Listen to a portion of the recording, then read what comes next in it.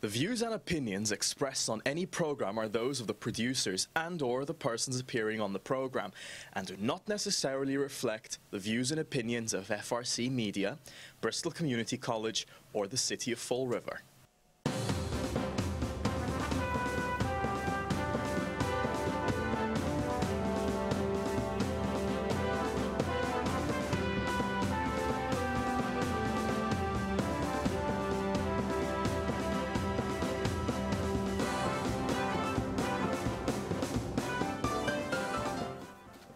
Hello, welcome to Spindle City Straight Talk. I'm Chip. And I'm CJ. And it's Monday in the Riv. And it's a beautiful day out. It's not hot and muggy and miserable. That's right, for a change. It's a little drizzly, but at least... I can handle a little bit of rain. Yeah, at least we're not, at least now it's had that sweltering humidity. That swamp that we had. Yeah, that sticky swamp. But hey, I hear there's another press conference for the mayor. Going on right now. Yeah, going on right now to say, for the mayor to, again, talk about totally, inane things that really don't mean anything. They're just political posturing so he can get his name back in front of the people, because he's been too busy going to Paris and Portugal. He's got to remind everybody he's back. So he's going to tell everybody he's filing a complaint against the opioid industry again. Guess what? I'm sure that the CEOs of those pharmaceutical companies that are probably making between $20 million and $35 million a year really care. As a matter of fact, they're probably watching and saying, hey, there's the mayor of our biggest consumer, Fall River. It's like, hey, and not only do they have some of the most consumers, but they bring them in from other areas and keep them in Fall River. That's what they do. They advertise for them, bring them down. And so, I mean, look, this is ludicrous. It irritates me when these people, how many times have you seen them like resolutions against something that they have absolutely no ability to influence the outcome with? I mean, look, forget it. I'm sick and tired of them talking about opioids. Since 1970, 50 years, we've been, nobody deals with this problem. They've allowed it to go on. They didn't do anything about it. There are plenty of countries that have handled this problem and it made it difficult, but they don't want to do what they have to do, and it's become a big money business. And it's just my opinion. I can't prove it, but I don't really believe they want to fix it. Of course they don't. It's like the gasoline and oil industry, supporting a carburetor that can get 75 miles to a gallon. There goes their profits. As a matter of fact, there was a rumor they did have one of those at one time, and they bought the patent to it, gave the guy millions of dollars, and just threw it in the barrel. Because, look, this is again politicians sticking their nose in something and making this grandiose gesture that means absolutely nothing. We have no ability to influence the opioid industry, but our mayor, rather than worrying about getting somebody a job, reducing our unemployment rate, training people to get a job, stopping the influx of drug addicts into this community, stopping the dealers from dealing drugs, he's going to go on and talk about how he's going to file a complaint against opioid producers. It's just, look, Well, interestingly enough, the governor just came out with an entire bill that he signed, last week or the week before, dumping millions and millions of tax dollars into the opioid problem, creating more beds, that all his friends in the medical industry will get a big cut of. Exactly. All his pals, because just remember what Charlie Baker did before he was the governor. Harvard Pilgrim, CEO. Yep. And the thing is that that's a lot of money. Maura Healey, the Attorney General, has filed complaints in court against the opioid industry. The mayor has said that he's signing on to a lawsuit with a whole bunch of communities not that long ago, and now he's going to do this again. Guess what? I'm tired of hearing it. I am tired of hearing it. And, you mentioned, he's not worried about getting people jobs. Yes, he is. People from Providence. Oh, no, I'm not talking about people. Oh, I know that. I know. You know the people. I'm talking about people in Fall River that have no job or have two jobs, two full-time jobs, not like Joe, who's making $200,000 for a part-time job and he's retired. They're getting they have two full-time jobs and they're still not making $25,000. Exactly. So those are the people that you're supposed to get jobs for. And you know, look, the opioid crisis is a classic government, again, what the government did. First, they started by passing a whole bunch of laws. They made commercials. They had intervention programs. This is your brain. This is your brain on drugs with the frying pan and the egg, you know? I mean, I can remember those commercials vividly. Can I. The commercials from Hal Holbrook. Don't get busted for drugs in other countries. Come here where we don't really punish you.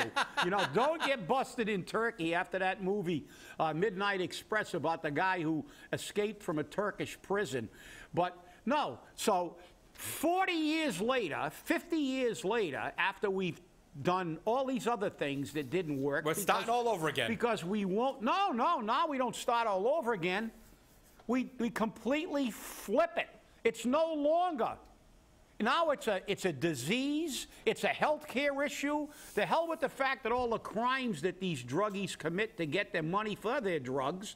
The hell with regular society.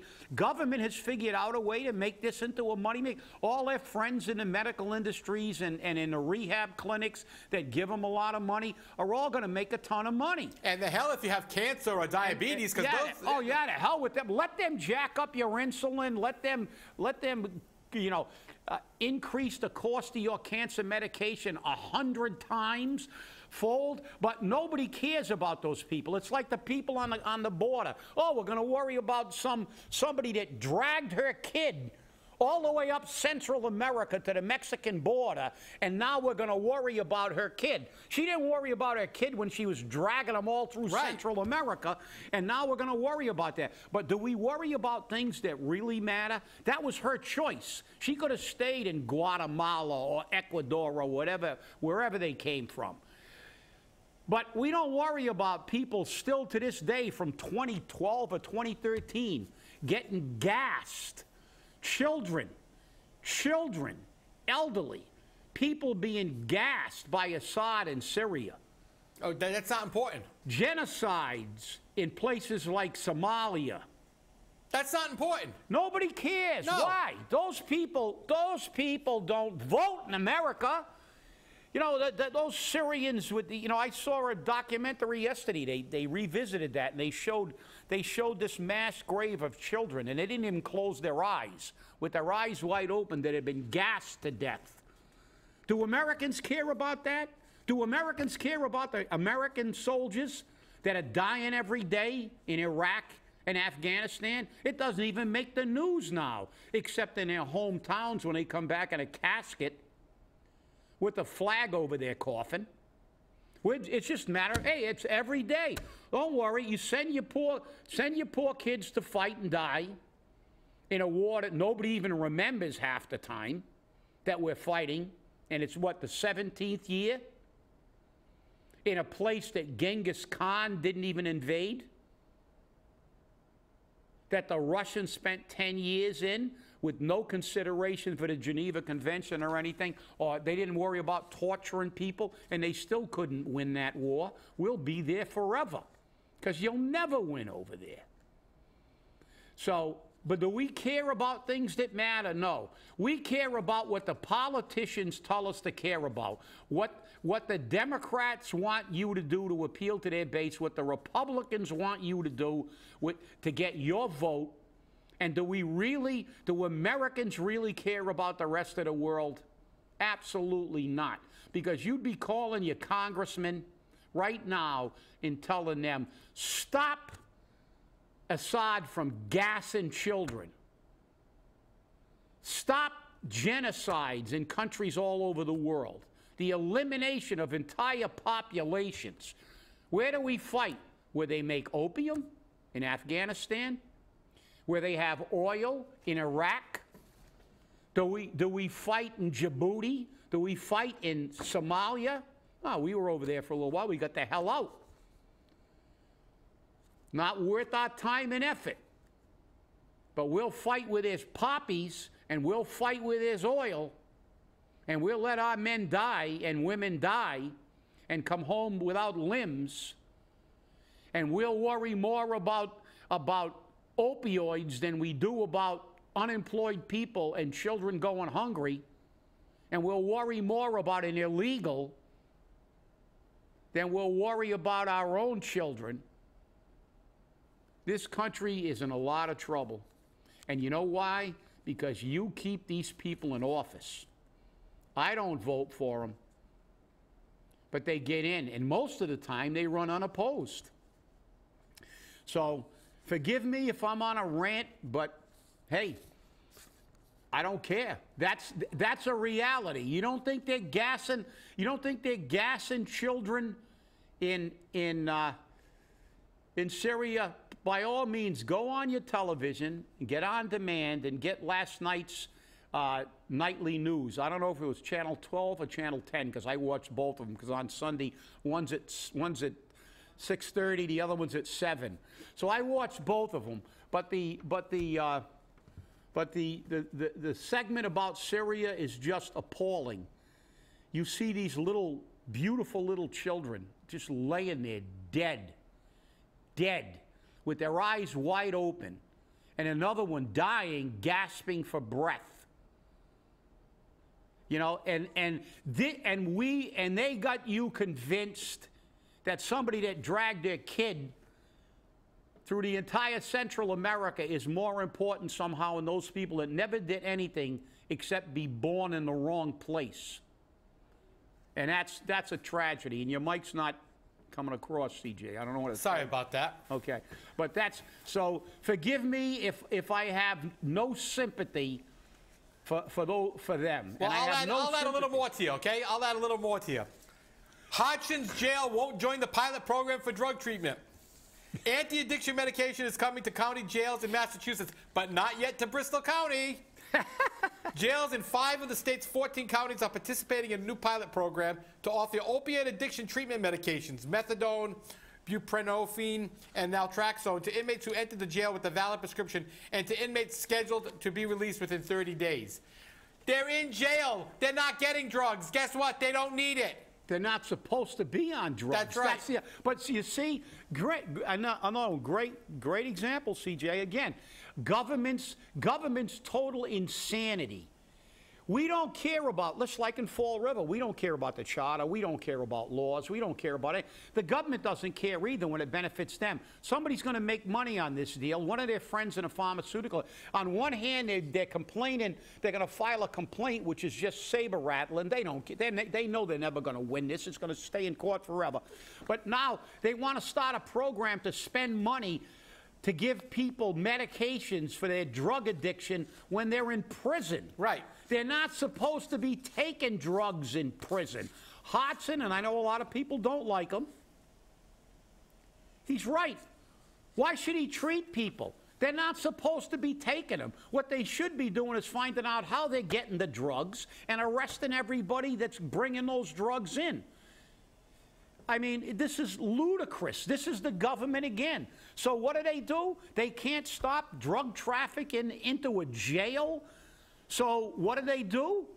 They give up. They throw their hands up and say, we're not going to stop criminal activity like the entrance of illegals into the United States or people taking drugs. So we'll just, the hell with it. We'll just spend everybody else who's working and isn't a drug addict's money on making sure they stay alive long enough so they can take more drugs. Well, here's a comment from South Coast Hospital Group. Dr. Holly Alexander, a family physician and medical doctor of addiction services at South Coast Health, said medication-assisted treatment is the standard of care for patients in hospitals. That's sad. That's sad that that's the standard of care. And the jail population should not be treated differently. It is one of the best things we can do to start getting a foothold on managing and beating the epidemic, she said. Alexander said she has seen patients who have already in treatment wind up in jail where they have to stop taking their medication. That's destabilizing them. That's the most ridiculous statement I ever heard. Number one, we know that methadone doesn't work. How long has methadone been around, CJ? Since the 70s. I can't even remember. I can't either. I can't even remember And when they methadone was introduced created. methadone. That's how Methadone long was it's created been as a around. pain-controlling medication, a strong pain-controlling medication. And how many junkies do you know? Because I know. And nobody ever gets off of it. That goes to methadone and then goes out and shoots up anyway. Right. So, I mean, look, this doesn't work. Of course, doctor who's making money, her industry is making money on it, thinks that they shouldn't be treated differently. Well, I'm sorry, Doc. They should be treated differently. You should not be you should not be, because that's enablement. These people are in jail. They're incarcerated. They are not supposed to be taking drugs. They are not supposed to be getting drugs. And rather than addressing the situation of finding out how these people are getting drugs and stopping it, like we don't stop drug dealing, we've given up. So we turn around and spend billions of the taxpayers' dollars on giving these people to, well, they should get, and look, the key to that thing you just read was she talked about management. That's all they're doing. No, that's right. What's their cure rate? 1.3%. I mean, half of these people stay on drugs forever. Now they got Narcan. They'll never get off. They know if they overdose, they're not even going to die. Here's something else the sheriff said, which now this tells you how much these things cost. Yeah. Okay? Ask if he opposes medications. Hodgson says, I don't want to say blatantly no because we give Vivitrol. I think the jury's still out. His jail offers Vivitrol, which is a brand of naltrexone, to inmates nearing release. Naltrexone works differently than others, blocking the effects of opioids on the brain without stimulating opioid receptors. It therefore has no street value. Hodgson said he decided to start offering the extended release injection over a year ago at a cost of $1,000 a dose after seeing its success in Plymouth County jails. Now remember, it's $1,000 a dose, that's $1,000 a month, times 12 months a year, is $12,000 a year. So after they get out of jail and they're still on this, Mass Health, state tax dollars are paying $12,000 a year. Per prisoner. Per prisoner. Per prisoner. So we don't stop the drugs into prison. Now, what do these people got to do except take drugs? Because they're just sitting in a cell. So they take drugs. We're going to pay. And who's paying? We are. You know, and this is the whole problem. The whole problem is, again, you can't see the forest for the trees. You're treating the symptom rather than the disease. The disease is drug trafficking. It shouldn't be in jail. We shouldn't have drug addicts in jail. They're incarcerated. Right. They're not supposed to be. It's not like you're living in Fall River where you can walk to the corner and buy some drugs from your local distributor. You don't want to know how it gets in there either. Let me tell you, I worked in the prisons. I can tell you how it gets in there. Oh, I know that. And I got a good idea too, because I know a couple of people, that well, I don't know them personally, but I've read, some people that were fired, that prison guards were bringing them in. Other people, relatives were smuggling them in, whatever. But that's not the point. The point is, stop that. Right. But it's always forget about the actual cause and the disease. Don't treat the disease. Just keep giving everybody aspirins and antibiotics, and we do it everywhere. I mean, look at the super bacteria we have now and the super viruses.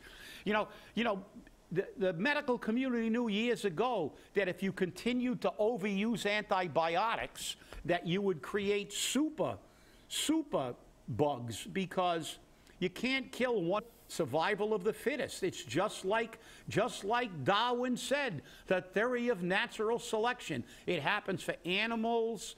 It happens for people. You put them in a tough environment, maybe not in this environment where everybody gives you everything for free. Not in America. But if there's a nuclear holocaust and we have to fend for ourselves, only the strong will survive. Because the ones who are going to sit there waiting for mommy to bring them some dinner while they're playing on their Game Boy, they're not going to survive if you really have to. They're going to be like animals. Only the strongest survive, and when they get too weak to hunt, they die. Sad, but true. Well, and guess what? you know, the reality is that bugs and germs and bacteria they have the same rules. So you kill 99% of them, who's left?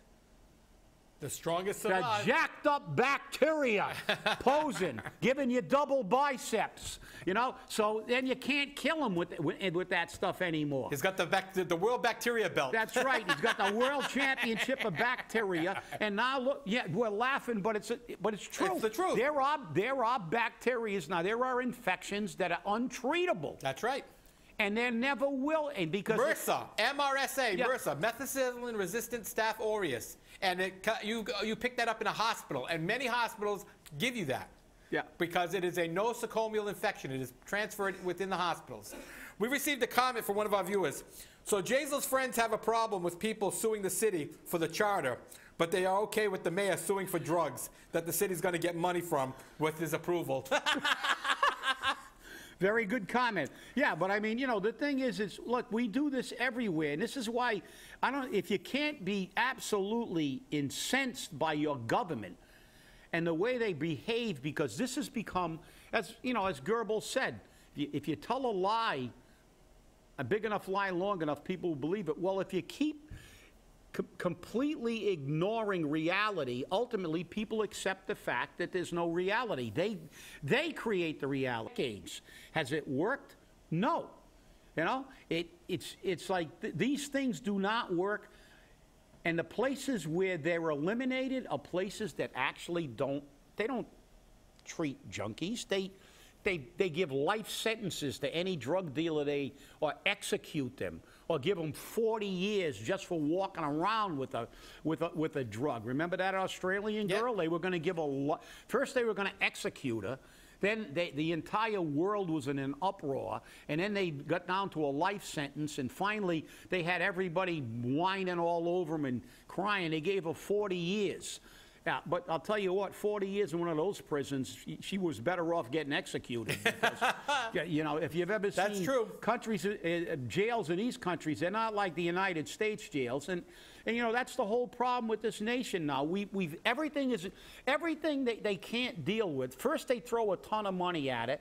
They have all our drug agencies and all these other agencies increasing their, you know, how much they spend, and then they just quit. They capitulate, and they start throwing money at the treatment. They branded a disease, and that's the end of it. You know, and like I said, do they care about important things? No, they don't care about, you know, maybe you don't care either, but I'll tell you what. See if you can watch that program. Go on demand and look at those children laying in a mass grave with their eyes wide open, and tell me if you still don't care. You know, because it's what's going on in this world is a travesty.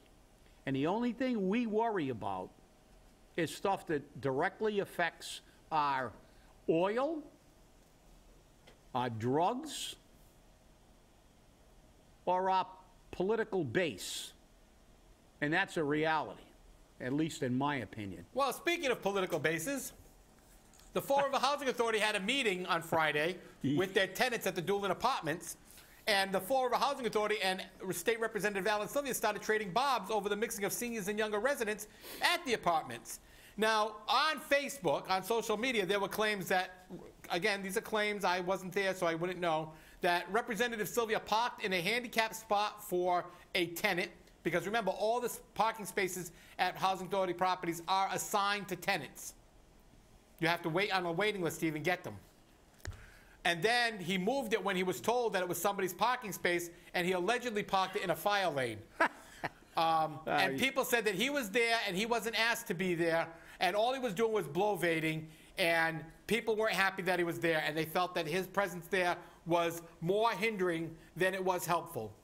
Well, what was it hindering? The propaganda that was being disseminated by the Housing Authority? Because I'm reading some of these quotes, and what we want is get our message out as to what happened. And we know what happened. You didn't get your damn plan in. You didn't do your job. You didn't do your job. Don't try to sugarcoat it. Well, we're not here to hype up the situation. God knows we've had enough of that.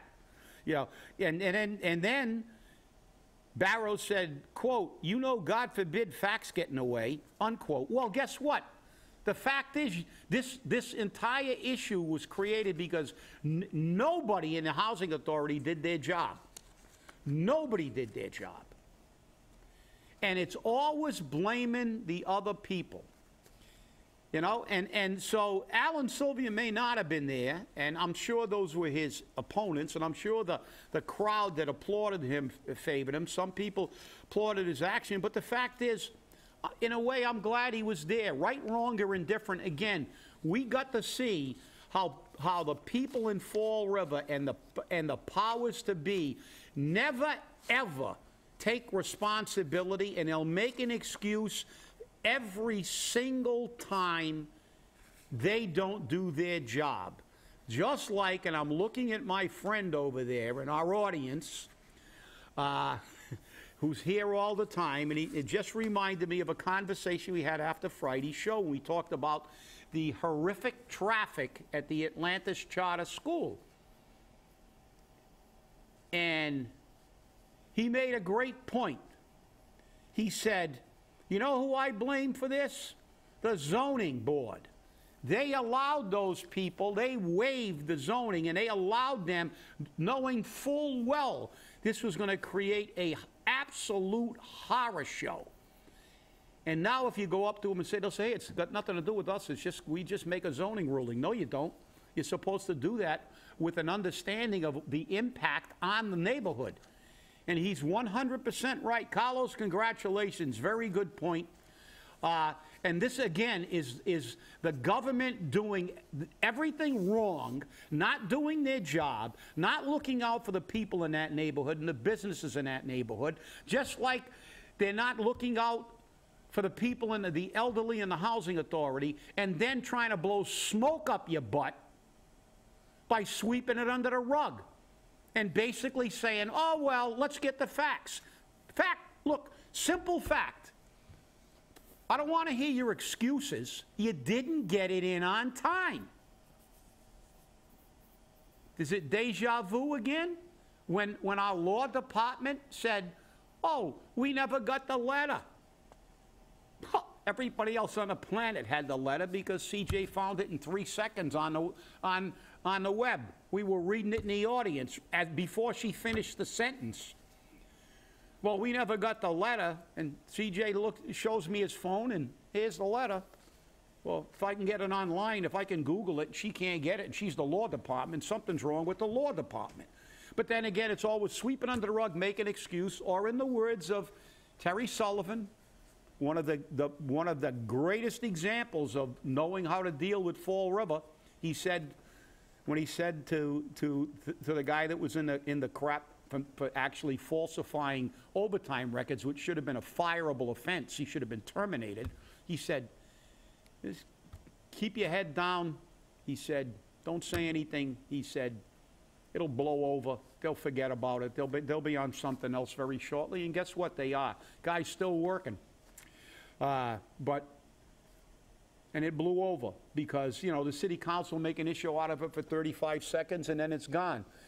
And this is your government all the time with everything. No matter, the only thing that changes is the name of the headline. Whether it's the housing authority, the city council, the mayor's office, the jobs, you know, it's always the same. They get paid for doing nothing or even less than nothing with no consequences except a pay raise, and they might get an assistant if they screw up good enough. So congratulations. If you're not angry, I don't know what'll make you angry. And please go on demand and look at that and be reminded of what happens in the rest of the world. Why would you want to do that? You want to be depressed? Hey, thanks for watching. We'll see you on Wednesday. Have a great day. And remember, stay angry, people.